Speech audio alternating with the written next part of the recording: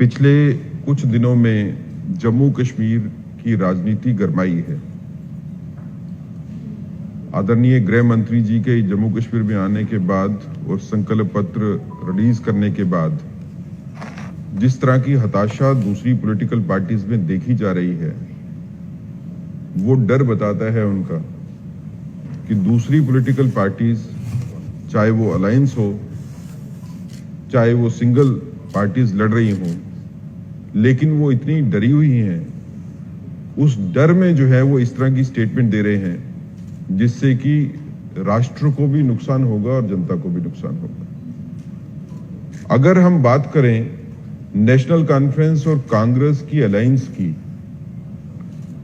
तो ये स्पष्ट दिखता है कि नेशनल कॉन्फ्रेंस डरी हुई है, कांग्रेस भी डरी हुई है। आज नेशनल कॉन्फ्रेंस और कांग्रेस अलायंस बात करती हैं कि गवर्नमेंट बनाने के लिए वो पीडीपी के साथ भी जाएंगे, और पीडीपी भी ये बात करती है कि गवर्नमेंट उनके बगैर नहीं बन सकती। इसका मतलब वो भी किसी गवर्नमेंट का हिस्सा बनने के लिए तैयार है। जब सारी पार्टियां डरी हुई हैं तो एक ही पार्टी आपको दिखती है जो कहती है कि हम गवर्नमेंट बनाएंगे और अपने दम पे बनाएंगे। वो भारतीय जनता पार्टी ही एक पार्टी है जो ये कहती है कि हमको किसी अलायंस की जरूरत नहीं है, हम गवर्नमेंट अपने दम के ऊपर बनाएंगे और राष्ट्र के लिए, जम्मू कश्मीर के लिए और जम्मू कश्मीर की जनता के लिए काम करेंगे। इस कदर डर नेशनल कॉन्फ्रेंस और कांग्रेस अलायंस के बीच में हो गया कि पिछले 2-3 दिनों में बड़ी इंपॉर्टेंट 2 घटनाएं हुई। एक तो नेशनल कॉन्फ्रेंस के लीडर उमर अब्दुल्ला साहब ने यकदम अपनी स्टेटमेंट्स देनी चेंज कर दी। पहले तो हमने सवाल उठाया कि आप तो इलेक्शन नहीं लड़ना चाहते थे और अब लड़ रहे हो तो 2 जगह से लड़ते हो, क्योंकि आपका तो डर बैठा हुआ है कि आप एक जगह से जीत भी नहीं सकते। लेकिन पिछले कुछ दिनों की अगर उनके बयान को देखें तो उमर अब्दुल्ला साहब अब ये कहना शुरू कर दिया कि नेशनल कॉन्फ्रेंस को हराने के लिए और उमर अब्दुल्ला को हराने के लिए भारतीय जनता पार्टी इंडिपेंडेंट बंदों को सपोर्ट कर रही है, उनके खिलाफ कुछ ग्रुप्स को सपोर्ट कर रही है नेशनल कॉन्फ्रेंस और कांग्रेस के खिलाफ। ये उनके अंदर बैठा हुआ डर बोल रहा है। उमर अब्दुल्ला साहब को रियलाइजेशन हो गई कि कश्मीर में नेशनल कॉन्फ्रेंस हार रही है और उस हार को बताने के लिए कि ये हार की वजह ये है कि बीजेपी सपोर्ट करती है इंडिपेंडेंट को, ये एक बैकग्राउंड बनाई जा रही है ताकि हारने के बाद ठीकरा जो है वो किसके सर पे फोड़ा जाए। तो उमर अब्दुल्ला साहब का डर बोल रहा है जो ये कहता है कि इंडिपेंडेंट उनके खिलाफ मजबूत हो गए, जो लोकल पार्टीज हैं कश्मीर की, कुछ ग्रुप्स हैं वो उनके खिलाफ मजबूत हो गए। असल में वो जानते हैं कि कश्मीर की धरती में नेशनल कॉन्फ्रेंस और कांग्रेस अलायंस के साथ चलने वाले लोग नहीं हैं। अगर उनकी जनसभाओं को देखें तो उन जनसभाओं में कितनी गिरावट आई है लास्ट पार्लियामेंट्री इलेक्शन से भी। इसी डर की वजह से और लोगों का ध्यान सही मुद्दों से हटाने के लिए अब नेशनल कॉन्फ्रेंस ने अफजल गुरु का मुद्दा भी उठाया। यह बड़ी हैरानगी की बात है कि एक ऐसा आदमी जो जम्मू कश्मीर रियासत का चीफ मिनिस्टर रहा है, उसको कानून की इतनी समझ भी नहीं है कि स्टेट गवर्नमेंट से पूछा नहीं जाता है किसी को फांसी की सजा हो जाए उसके बाद उसको सजा देने के लिए। तो अफजल गुरु के नाम पे राजनीति करने के लिए उमर अब्दुल्ला साहब आप इस हद तक चले गए कि देश की सर्वोच्च न्यायालय सुप्रीम कोर्ट ने जिस आदमी को सजा जिसकी रखी और सुप्रीम कोर्ट के फैसले के बाद जिसको फांसी दी गई, और ऐसा आदमी जो इन्वॉल्व था टेररिस्ट अटैक पार्लियामेंट पे करवाने के लिए, अब उसके नाम के ऊपर नेशनल कॉन्फ्रेंस राजनीति करेगी।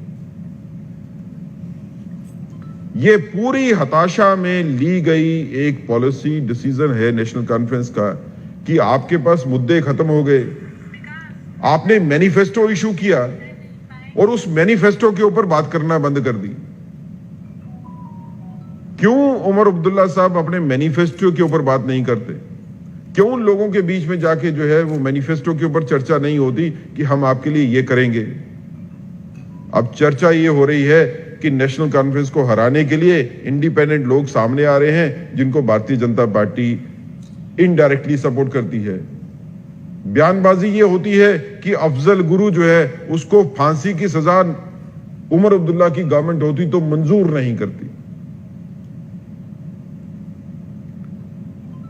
हम जनता को यह कहना चाहते हैं कि आने वाले दिनों में यह हताशा बढ़ेगी ही, और इस तरह से और भी बयानबाजी जो है नेशनल कॉन्फ्रेंस और कांग्रेस की तरफ से भी होगी और पीडीपी की तरफ से भी होगी कि जिससे लोगों को उकसाया जाए। लेकिन ये पॉलिटिकल पार्टीज भूल चुकी हैं कि जम्मू और खासकर कश्मीर के लोगों ने अब शांति देखी है। ये जो बयानबाजी अशांति की तरफ लेके जाएगी जम्मू कश्मीर को, अब जनता इनके साथ खड़ी नहीं है। भारतीय जनता पार्टी जम्मू कश्मीर की जनता, खासकर कश्मीर की जनता को कहेंगे कि आप इन पॉलिटिकल पार्टीज के हिडन एजेंडा को समझिए। इन पार्टीज का हिडन एजेंडा सिर्फ ये है कि राष्ट्र विरोधी ताकतों को मजबूत कैसे करें, अलगाववादी ताकतों को मजबूत कैसे करें और लोगों को गुमराह कैसे करें।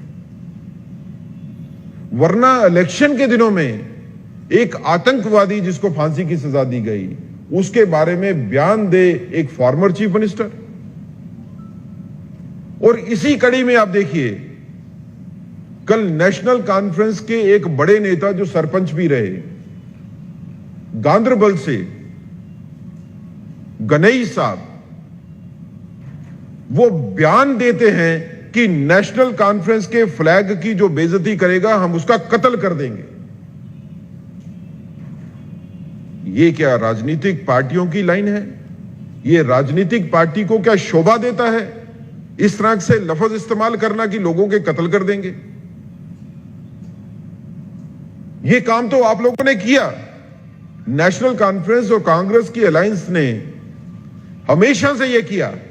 जो आवाज उनके विरोध में उठी, जो लोग उनसे सहमत नहीं हुए, जिन लोगों ने राष्ट्र की मेन विचारधारा के साथ चलने की कोशिश की, जो राष्ट्रवादी ताकतें थी जम्मू कश्मीर में, हमेशा से ही उनका कत्ल किया गया।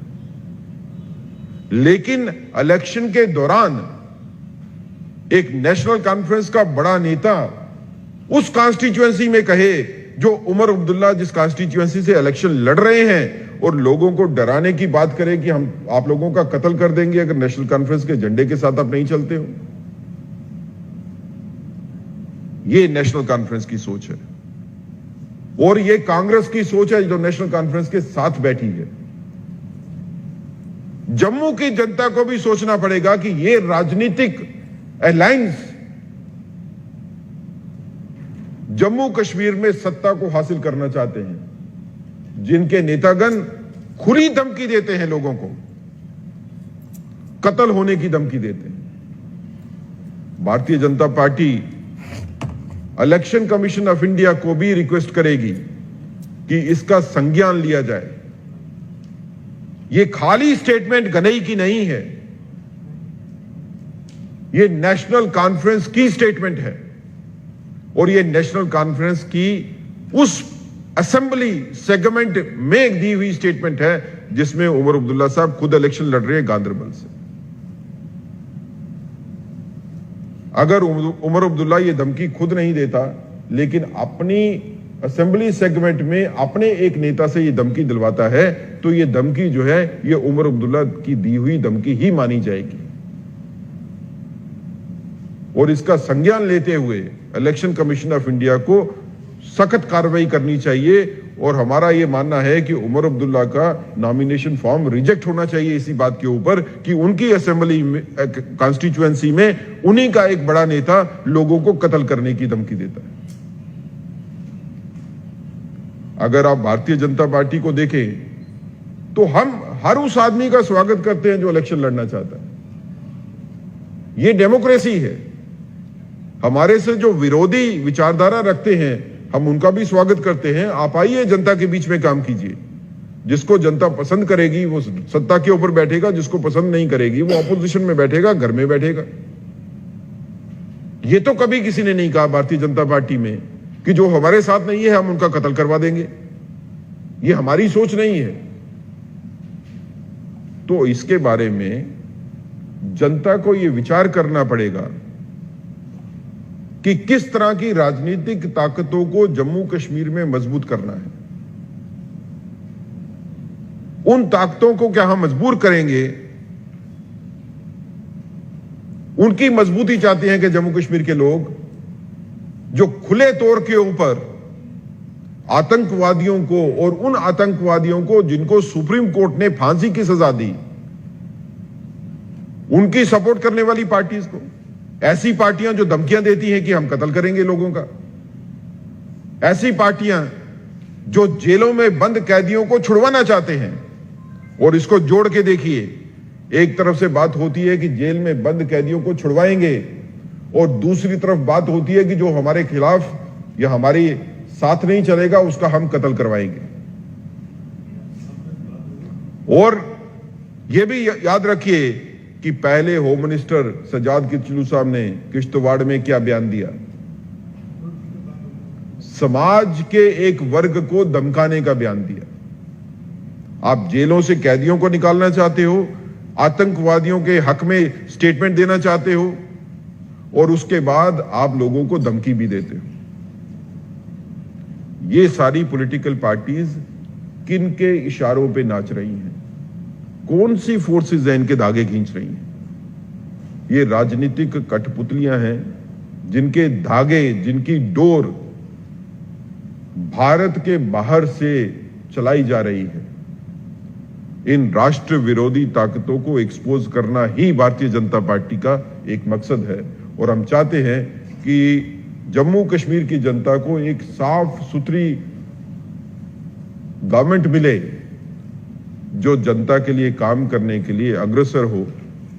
और वो काम जिसका हमने जिक्र अपने मैनिफेस्टो में किया, वो सभी तमाम काम लोगों के हित के हैं।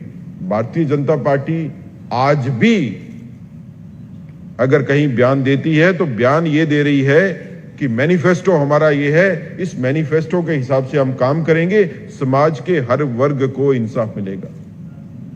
दूसरी पॉलिटिकल पार्टीज मैनिफेस्टो इशू होने के बाद मैनिफेस्टो को भूल गई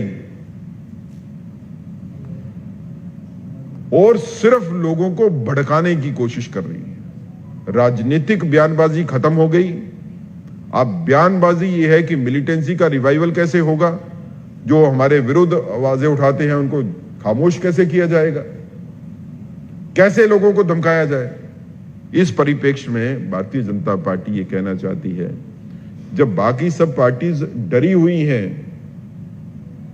लोगों की मंशाओं को समझते हुए कि जनता उनके साथ नहीं है, और हताशा में इस तरह से बयान दिए जाते हैं कि हम अलायंस बना के गवर्नमेंट चला लेंगे, हम दूसरी पॉलिटिकल विचारधाराओं के साथ भी बैठ के गवर्नमेंट बना लेंगे, वो नहीं चला तो हम डराएंगे, धमकाएंगे। भारतीय जनता पार्टी आपको आश्वासन देती है कि भारतीय जनता पार्टी अपने तौर के ऊपर, जिस तरह से हमको जनता का समर्थन मिल रहा है, व्यापक तौर के ऊपर जम्मू में और काफी हद तक कश्मीर में भी, भारतीय जनता पार्टी अपने दम के ऊपर गवर्नमेंट जम्मू कश्मीर में, पहली government Jammu Kashmir union territory की भारतीय जनता पार्टी की ही बनेगी। और हम कॉन्फिडेंट हैं कि कश्मीर में भी हम अपने दम के ऊपर डबल फिगर में पहुंचेंगे ही, और जम्मू में ऑलमोस्ट सारी सीटों के ऊपर भारतीय जनता पार्टी अपनी जीत दर्ज करेगी और आने वाले दिनों में जम्मू कश्मीर का अच्छा विकास होगा।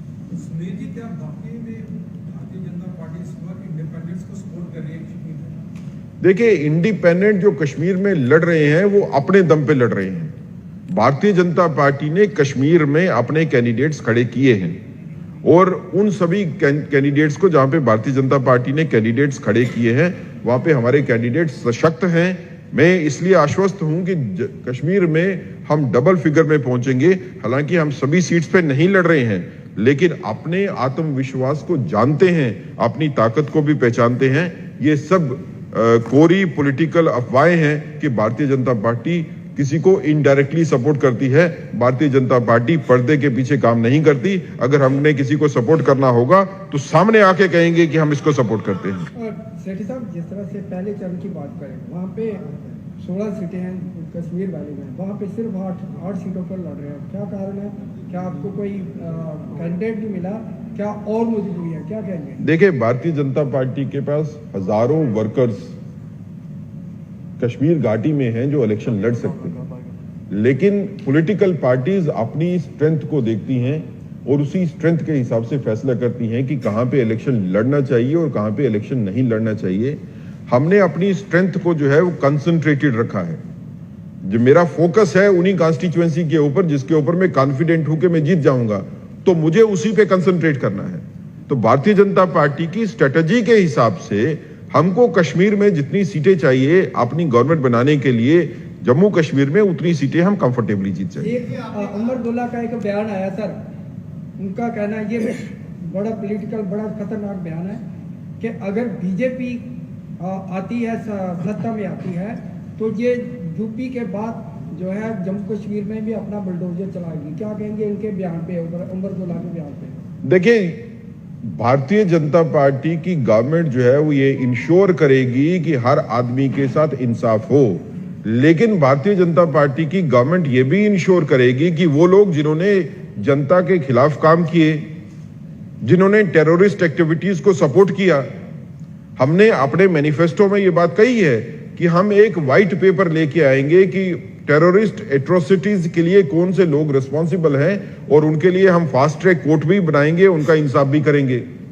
अब जो उन्होंने जनता को लूटा है, वो ये चाहेंगे कि उनको कोई पॉलिटिकल जो है वो कवरेज मिलनी चाहिए, उनको कोई सपोर्ट मिलनी चाहिए कि इंश्योरेंस हो कि उनके खिलाफ कार्रवाई नहीं हो, तो वो नहीं होगी। अगर आपने गलत काम किया है तो आपको डरने की जरूरत है, लेकिन भारतीय जनता पार्टी के राज में अगर किसी ने गलत काम नहीं किया है तो उसको बिल्कुल आश्वस्त रहना चाहिए कि सारे का सारा तंत्र जो है वो उसकी सपोर्ट में ही रहेगा। आपने अभी कहा कि उमर अब्दुल्ला की नॉमिनेशन रिजेक्ट हुई, क्या इस पे पार्टी कोई ऑप्शन कंप्लेंट करेगी? पार्टी इसके बारे में विचार करेगी। इसके बारे में जो पॉलिटिकल ऑप्शंस, जो लीगल ऑप्शंस भी हैं, वो उसके ऊपर हम विचार करेंगे। ये बड़ा एक सीरियस और संगीन एक सिचुएशन बनी है कि जिसमें उमर अब्दुल्ला साहब की कॉन्स्टिट्यूएंसी के बीच में ही उनकी पार्टी का कोई छोटा वर्कर नहीं है, सरपंच रहा है, उसने बयान दिया है कि जो हमारे झंडे के साथ नहीं चलेंगे हम उसका कत्ल कर देंगे। तो ये कोई छोटी बात नहीं है, जिसके ऊपर इलेक्शन कमीशन ऑफ इंडिया के साथ हम बात करेंगे ही और इसके ऊपर संज्ञान लेंगे। इसके बारे में ऑलरेडी कंप्लेंट जो है वो एडिशनल डिप्टी कमिश्नर जो कंसर्न ने की है, लेकिन पार्टी भी इसके बारे में चिंता करेगी। शुक्रिया सर।